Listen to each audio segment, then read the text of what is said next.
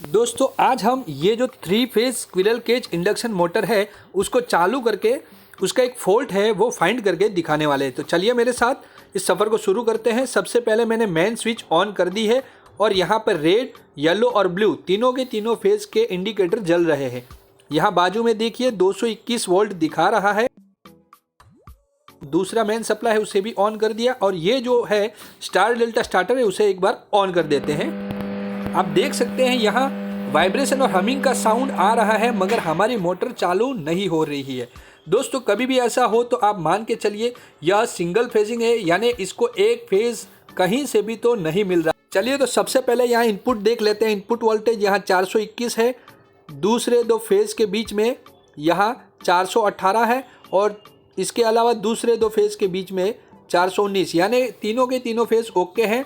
अब यहाँ पे प्रॉब्लम ये जो स्टार डेल्टा स्टार्टर है उसका इनपुट या आउटपुट या तो फिर मोटर के इनपुट तक सप्लाई नहीं पहुंच रही है, वो भी हो सकती है, या मोटर की वाइंडिंग जल गई वो भी हो सकती है। सबसे पहले हम देखते हैं सीबी के तीनों इनपुट ओके है। अब उसके आउटपुट देखते हैं। अब यहाँ पे आप देख सकते हैं इसका जो आउटपुट है उसमें से येलो फेज ओपन है, यानी कि एक फेज मोटर तक नहीं पहुँच रहा। तो हमारा जो खोज है यहीं पे समाप्त हो गई।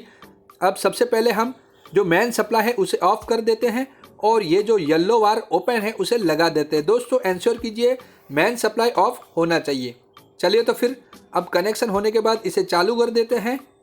ये आरसीसीबी भी ऑन हो गई और इसके बाद में हम देख लेते हैं मोटर चालू हुई कि नहीं। मोटर તમે જોઈ શકો છો, आप देख सकते हैं हमारी मोटर घूम रही है, तो ये प्रॉब्लम सॉल्व हो गया। दोस्तों आप यह कभी भी ध्यान रखिएगा, कभी भी सिंगल फेजिंग होता है तो मोटर हमिंग करती है, तो यह बात आप ध्यान रखिएगा। दोस्तों यह वीडियो आपको अगर काम में आ रहा है तो दोस्तों को भी शेयर कीजिए और ऐसे ही इम्पोर्टेंट वीडियो देखने के लिए आप इस चैनल को सब्सक्राइब कर सकते हैं।